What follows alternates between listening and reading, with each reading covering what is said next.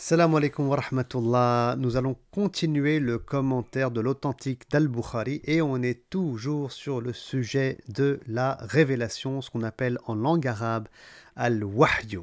مولاي صل وسلم دائما أبدا على حبيبك خير الخلق كلهم. Salam alaikum wa rahmatullah. Donc on va aujourd'hui étudier un nouveau hadith. Donc je vais vous le mettre comme d'habitude sous les yeux ici. Voilà, donc il prend quand même une place importante. Et donc je rappelle à tous ceux qui nous ont rejoints sur notre chaîne YouTube ici, donc vous aurez Inch'Allah Ta'ala une playlist où on explique les hadiths de l'authentique de Bukhari qui sont liés à la biographie du prophète Mohammed sallallahu alayhi wa sallam de près ou bien de loin. Et puis on s'intéresse uniquement aux commentaires de Ibn Hajar al-Asqalani, puisque c'est vraiment un commentaire qui est très célèbre, donc il est connu, et il s'intitule donc Fath al-Bari, que vous voyez ici en langue arabe, et vous pouvez bien entendu, si vous souhaitez me suivre, vous procurer la traduction en langue française de l'authentique de Bukhari qui est faite ici par la maison d'édition An-Nour, mais bon, il n'y a pas le commentaire non plus. Et on s'intéressera donc à plusieurs hadiths, Inch'Allah Ta'ala, qu'on va sélectionner. Vous pourrez suivre avec moi ici. Alors bien entendu, je l'ai dit la dernière fois, je fais ça pour mes étudiants, je fais ça pour tous ceux qui aiment le savoir, le ilm, qui veulent avancer. Alors n'hésitez pas chez vous, n'hésitez pas à peut-être acheter un petit cahier, à prendre des notes, peut-être à réécrire le hadith, à souligner ces mots. Moi, je vous mets les mots qu'on expliquera, sur lesquels on s'arrêtera un peu plus longuement, en rouge.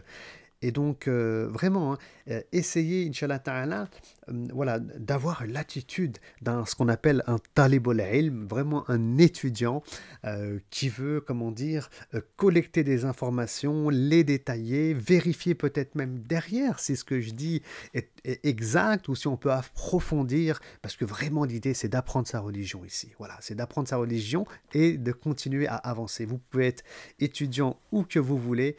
Et aujourd'hui, moi j'espère en tout cas qu'à travers YouTube, écoutez, on va pouvoir ensemble évoluer. Voilà, moi aussi en même temps, je fais mes petites recherches, ça me permet de continuer à avancer et puis de partager ce savoir avec vous. Aujourd'hui, le hadith sur lequel on va s'arrêter concerne, écoutez, la première révélation qu'il y a eu dans la grotte de Hira. Mais seulement, on ne va pas l'étudier totalement, parce que la version de Bukhari, c'est une version qui est un peu longue. Et comme vous le voyez ici, vraiment tout en bas, j'ai marqué « Suite du hadith bientôt ». Donc on verra la deuxième partie du hadith à travers une autre vidéo, Inch'Allah. Donc sans tarder, on commence. Aïcha, la mère des croyants, a dit: la révélation débuta chez l'envoyé de Dieu, sallallahu alayhi wa sallam, par de pieuses visions qu'il avait pendant son sommeil. Ah, très bien.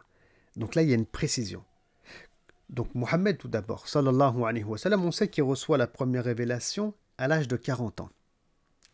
Avant, il ne savait pas qu'il serait prophète un jour, qu'il serait un messager de Dieu. Il le découvre. C'est une surprise et ça se passe comme on va le voir aujourd'hui dans la grotte de Hira. Mais cette révélation qui est faite par Dieu à travers l'ange Gabriel ne va pas être soudaine, subite, ça va se passer progressivement. Et ici, Aïcha dit que le tout début, ça va être des visions pieuses. Et elles ne sont pas faites en état d'éveil, mais plutôt pendant le sommeil. Ça, c'est un détail important. Parce que du sommeil, le prophète sallallahu alayhi wa sallam va avoir des visions, mais en état d'éveil cette fois-ci. On le sait et on va le voir. Il va lui arriver d'entendre, alors qu'il est réveillé, l'ange Gabriel l'appeler « Oh Mohammed ». Il va lui arriver aussi, alors qu'il marche dans les rues de la Mecque, qu'un arbre vienne le saluer, que des pierres aussi viennent le saluer, comme le dit Ibn Hajar. Ah oui, et donc, il y a même, au-delà de la révélation, un contact avec un monde, celui des plantes, celui des pierres, hein, entre guillemets un peu de l'invisible, hein. Ce n'est pas le monde forcément réel de l'humain avec lequel aussi le prophète va rentrer en contact, mais en état d'éveil quand même, hein. Et donc, on va passer d'une étape à une autre. Mais là, au début, c'était à travers le sommeil. Ça, c'était vraiment, vraiment le départ. Ensuite, pas une seule, je continue à lire, pas une seule de ces visions ne lui apparut, sinon avec une clarté semblable à celle de l'aurore.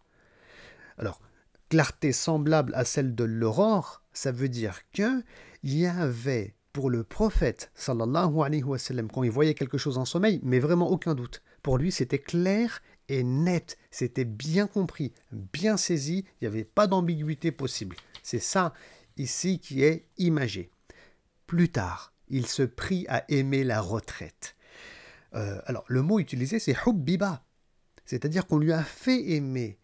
Et donc cet amour de la retraite dite spirituelle, où on s'écarte de la société, ça a été mis dans le cœur du messager de Dieu, sallallahu alayhi wa sallam, par Allah subhanahu wa ta'ala. Et sachez que c'est Allah qui met ce qu'il veut dans le cœur des croyants. Hein, l'amour du Coran, l'amour d'Allah, l'amour des croyants, la foi, c'est des dons d'Allah, la hikmah, la sagesse, la compréhension. Tout ça, ça vient d'Allah, c'est des cadeaux d'Allah. Ici, Allah, il a mis l'amour de la retraite spirituelle, donc il s'écartait de la société, des idolâtres, à la Mecque, le messager de Dieu, pour s'isoler, et pour isoler son cœur de ce bas monde. Et ça, c'est Allah qui lui a fait aimer cet état spirituel.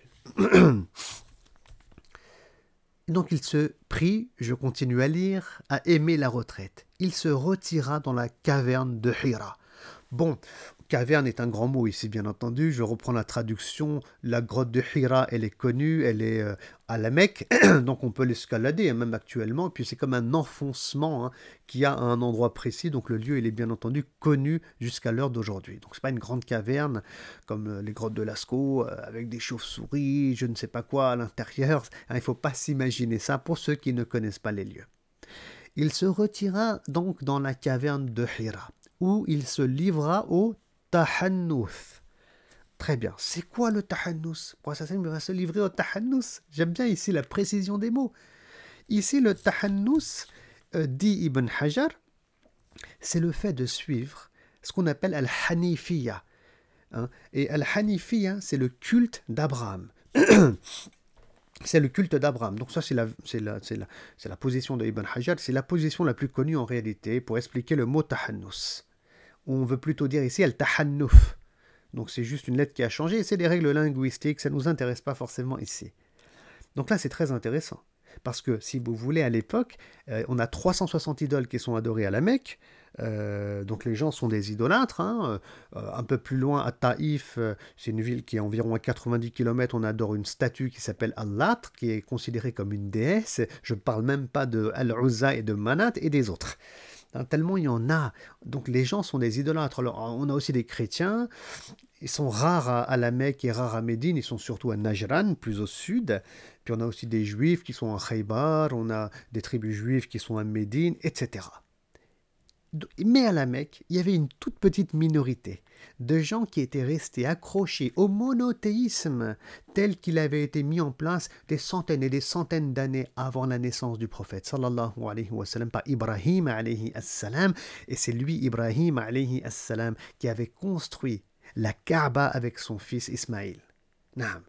Et ils avaient mis en place le culte d'un Dieu unique, le monothéisme, l'adoration d'Allah subhanahu wa ta'ala. C'est lui qui avait mis en place, Ibrahim alayhi as-salam, le hajj, le pèlerinage. Mais avec les siècles qui sont passés, Shaitan, il a fait son travail, il a égaré les gens, l'idolâtrie a été instaurée avec l'histoire de Amir ibn Luhay qui a ramené ça de la Syrie. Enfin bref, je ne rentre pas ici dans ces détails, bien qu'ils soient vraiment très intéressants.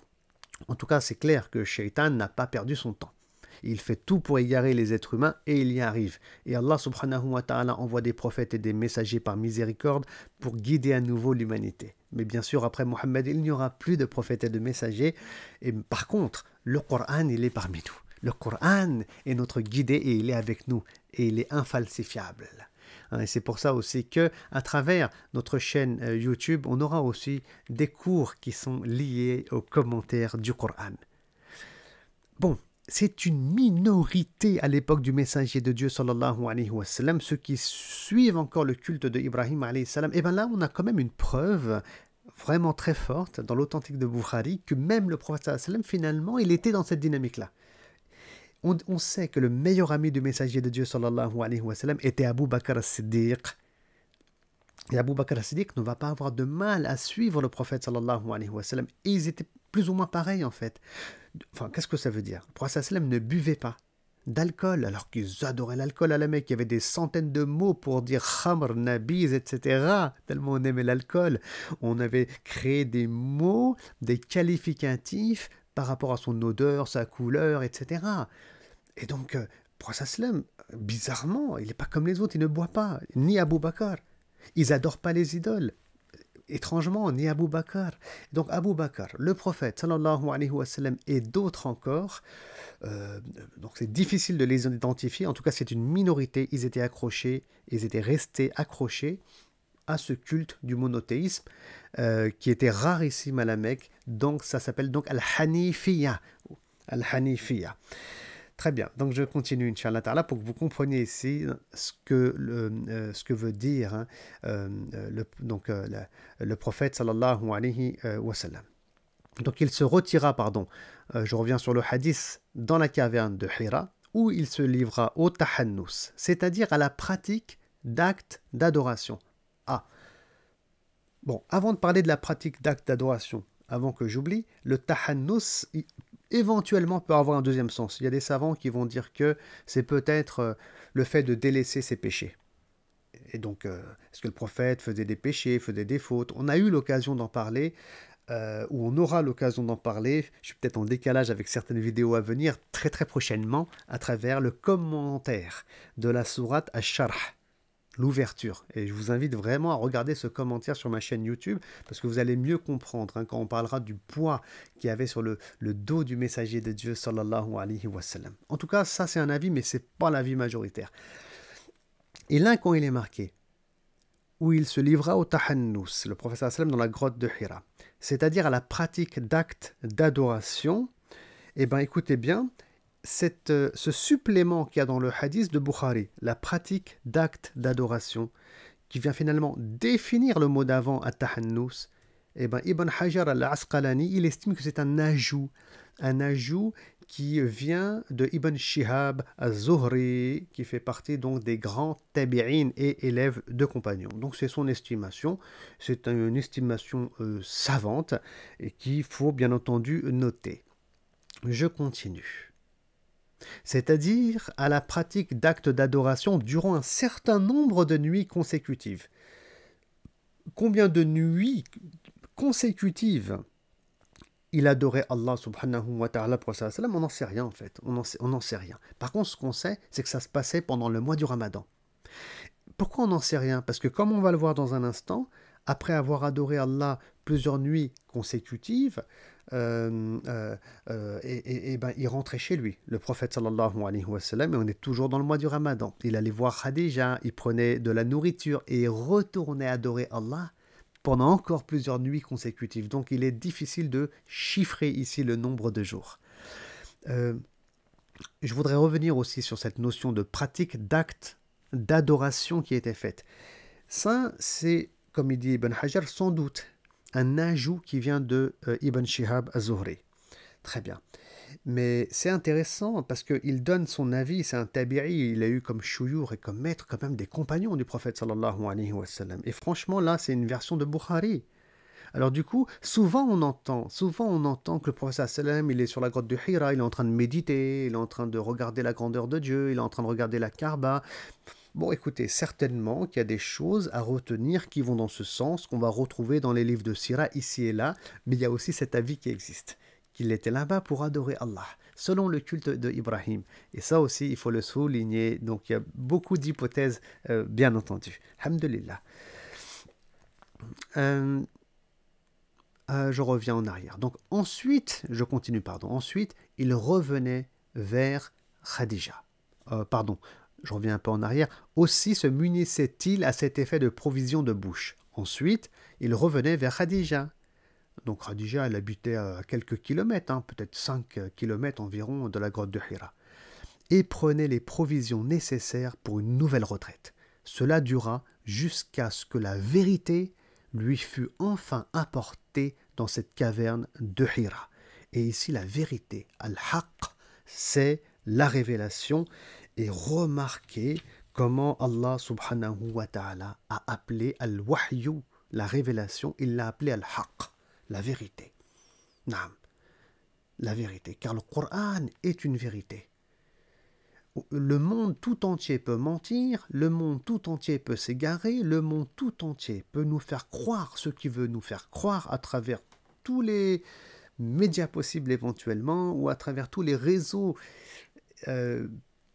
possibles dans ce monde. Mais le Coran, lui, il ment pas.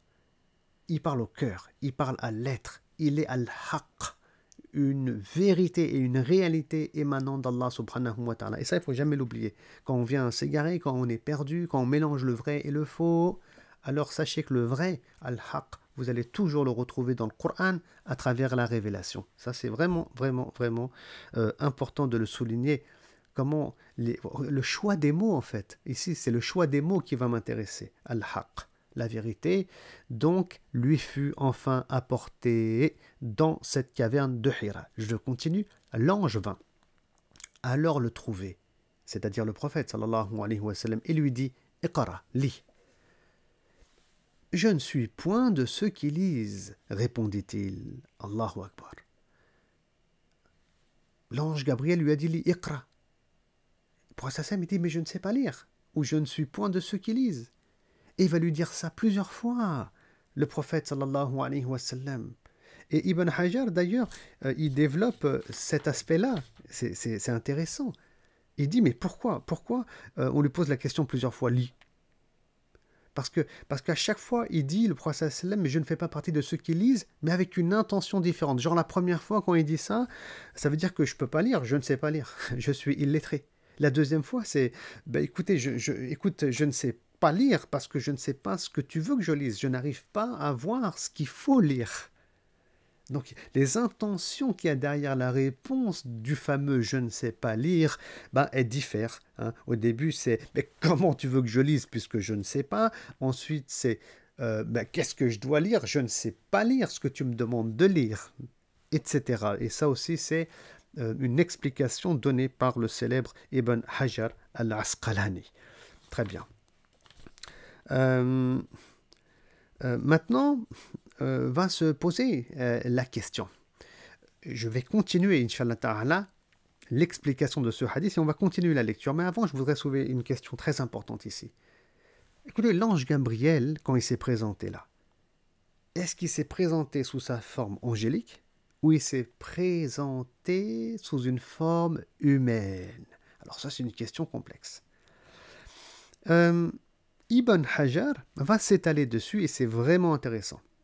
Et c'est à lier avec des hadiths dont on aura l'occasion de parler, Inch'Allah, très prochainement.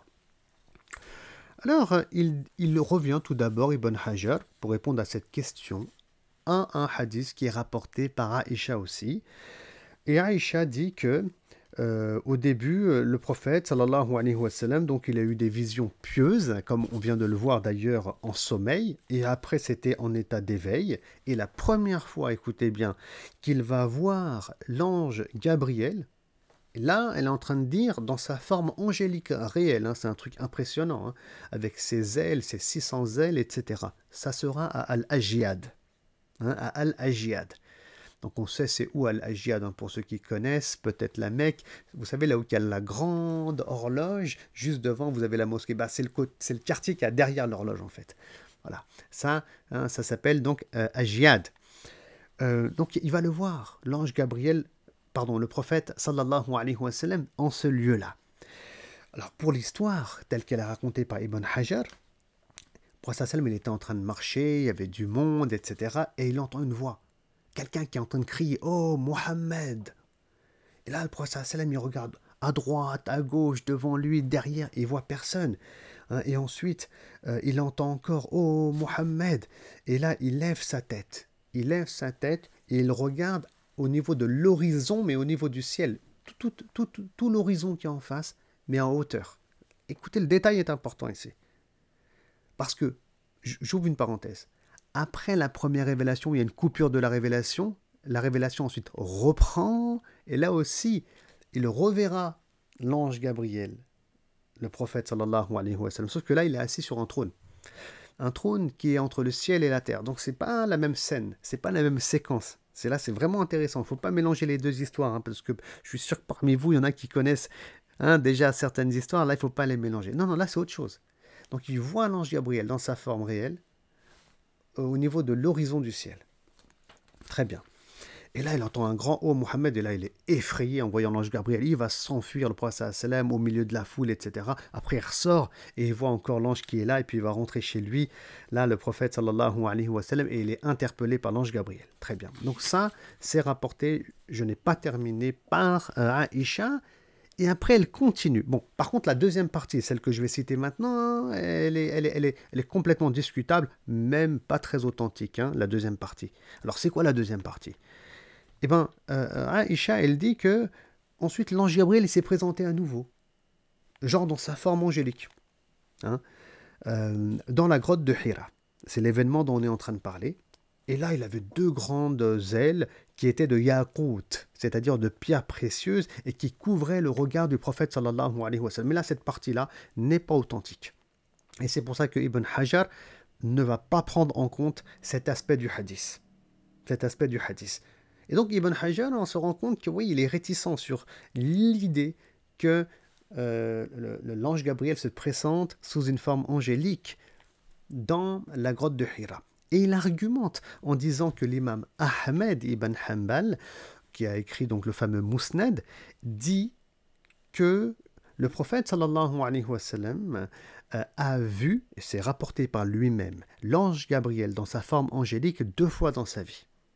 Une fois lors du voyage nocturne, hein, et ça c'est bien connu, au niveau de Sidratul Muntaha, et l'ange Gabriel accompagnait le messager de Dieu sur la route et l'a laissé continuer tout seul, car personne n'était autorisé à dépasser cette limite, si ce n'est Mohammed sallallahu alayhi wa sallam.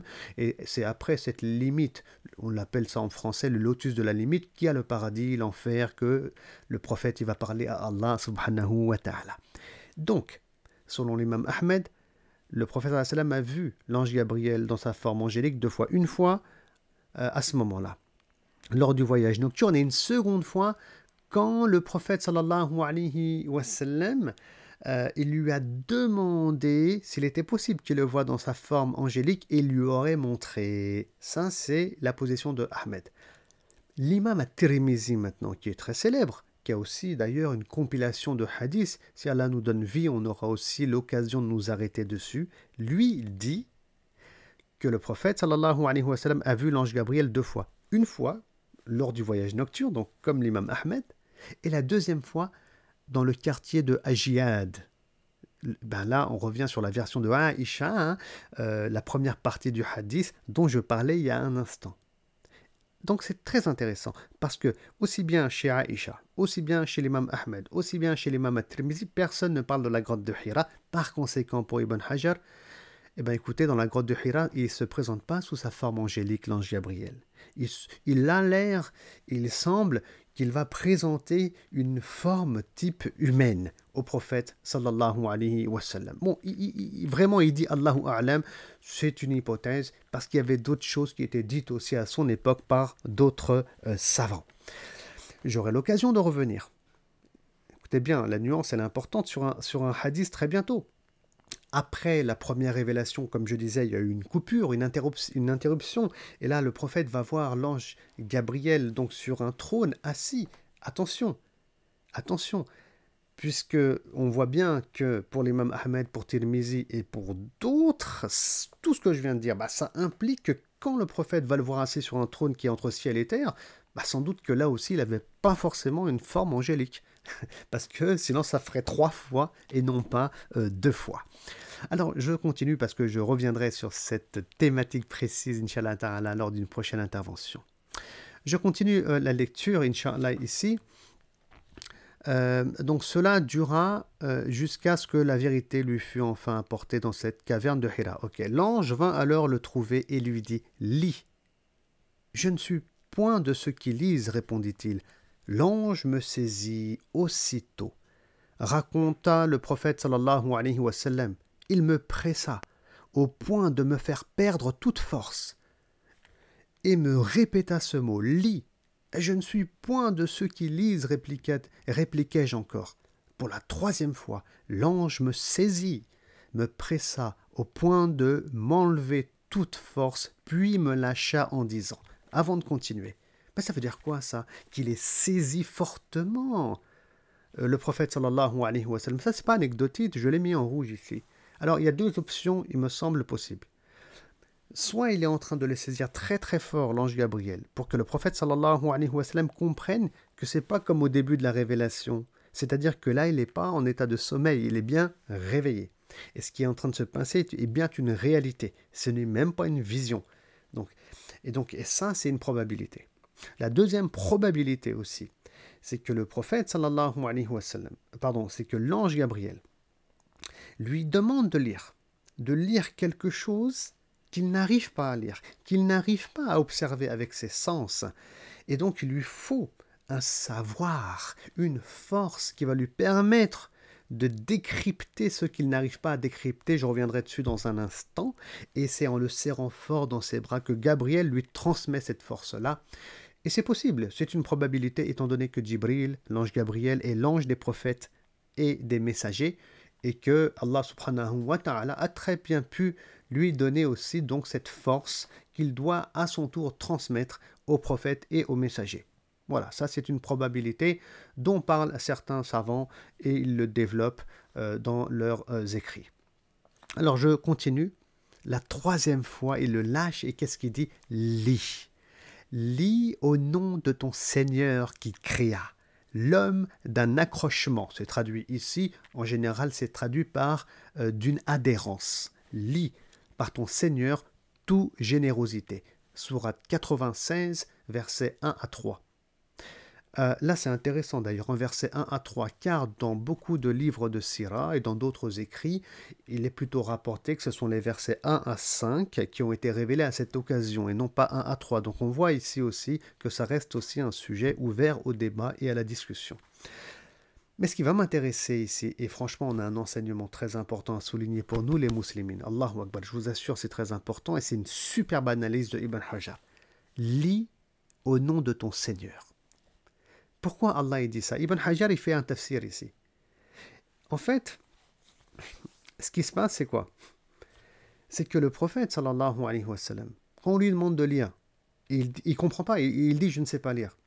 C'est-à-dire qu'il est en train d'essayer de lire alors qu'il n'a pas le potentiel. Il ne sait pas lire, il n'a pas été à l'école le prophète sallallahu alayhi wa sallam. Oui, il n'a pas été à l'école. Donc quand il lui dit ici lis au nom de ton Seigneur, ça veut dire ne cherche pas, Mohammed, à lire selon des compétences, puisque tu ne les as pas. Donc, cherche pas à lire selon un savoir que tu n'as pas. Tu ne peux pas lire, on le sait. Mais lis au nom de ton Seigneur. C'est-à-dire, Bismillah. Iqra bismi rabbika ici. De ton Seigneur, le Rab, le Créateur, l'Éducateur, le Seigneur, celui qui gère ce monde, qui donne aussi. Lis en son nom. C'est-à-dire que si tu lis en ton nom à toi, tu peux pas. Tu es illettré. Tu peux pas décrypter. Ici, c'est la révélation. Mais si tu lis au nom d'Allah, eh ben, tu vas pouvoir déchiffrer, décrypter, mémoriser et recevoir ce savoir qui est la révélation. Et c'est une éducation ici pour Muhammad sallallahu alayhi wa sallam. Et Allah va lui donner, car ce qu'il fera, c'est au nom d'Allah. Et Allah lui donnera pour qu'il puisse jouer son rôle de prophète et de messager. Et nous aussi, musulmans, et là c'est un enseignement très important pour nous, tout ce qu'on entreprend, c'est pas en notre nom à nous. On est qui, nous? On est issu d'une goutte de sperme, on ne peut rien faire, on est des êtres faibles. Tout ce qu'on entreprend dans ce monde, c'est Bismillah, au nom d'Allah. Pour qu'Allah nous donne aussi cette force, pour qu'Allah nous donne ce savoir, pour qu'Allah nous donne la réussite. Et là, c'est très important de dire Bismillah. et pas Bism Ana, ou à mon nom.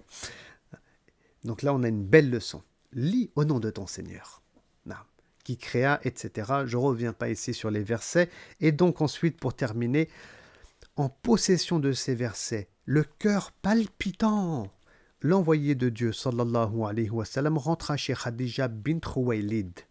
C'est son épouse, c'est sa première épouse. Le prophète, sallallahu alayhi wa sallam, quand il épousa Khadija, il avait 25 ans. Et donc elle était plus âgée. Donc elle avait 15 ans de plus, 40 ans, mais c'est des sujets à discussion aussi, par rapport aux âges à l'époque. Mais bon, l'avis majoritaire dit qu'elle avait 40 ans. Et tant qu'il était marié avec elle, je la présente brièvement ici, le prophète sallallahu alayhi wa sallam n'a pas eu d'autres épouses. Et le prophète sallam, il a eu 6 enfants avec elle. Donc il y a Abdallah, il y a Al-Qasim qui est l'aîné d'ailleurs, ça fait 2, il y a Zainab, 3, Ruqayya, 4, Kulthum, 5, Fatima, 6. Il y a un autre enfant, il s'appelle Ibrahim, que le prophète sallam, il a eu avec une autre femme qui s'appelle Maria la Copte. Elle est très célèbre aussi, mais on ne va pas parler ici des épouses et des enfants du prophète sallallahu alayhi wa sallam. Et Khadija bint Khuwaylid, vraiment, c'était une femme riche, noble, et qui avait d'ailleurs elle-même voulu épouser le messager de Dieu sallallahu alayhi wa sallam. Et qui a accompagné le messager de Dieu dans cette période difficile. Et qui fera d'ailleurs un superbe témoignage sur qui était le prophète sallallahu alayhi wa sallam qu'on retrouve dans ce hadith et qu'on décortiquera, Inch'Allah ta'ala, à travers notre prochain rendez-vous. Parce que je vous donne rendez-vous en même temps, Inch'Allah ta'ala, pour la suite du hadith. Donc je reviens ici. En possession de ces versets, le cœur palpitant, l'envoyé de Dieu rentra chez Khadija bint Khuwaylid et s'écria « Enveloppez-moi, enveloppez-moi » On s'empressa de le tenir enveloppé, jusqu'au moment où son effroi fut dissipé. Alors, s'adressant à Khadija, il l'a mis au courant de ce qui s'était passé. Puis il ajouta « Ah, j'ai craint pour mon âme !» J'ai craint pour mon âme. Ibn Hajar dit, c'est pour ça qu'il a craint pour son âme, du genre il a eu peur de mourir, c'est à lier à ce qui a 4 lignes derrière, vous regardez le début du paragraphe, le cœur palpitant. Donc il a vécu un traumatisme, son cœur il est en train de palpiter, il a eu peur de mourir après ce contact avec Jibril alayhi salam. Non pas, répondit Khadija, elle va le rassurer ici, en avançant les qualités du messager de Dieu et en disant que ce qui t'arrive, ça ne peut être qu'un bien. Et ça, c'est la suite du hadith qu'on va voir très bientôt, Inch'Allah ta'ala. D'ailleurs, j'espère la semaine prochaine, bi'ithnillahi ta'ala. Voilà, parce que sinon, ça va faire un peu trop long. J'espère que que cette vidéo donc, vous a plu. N'hésitez pas, bien entendu, à partager autour de vous cette vidéo pour faire connaître le prophète sallallahu alayhi wa sallam.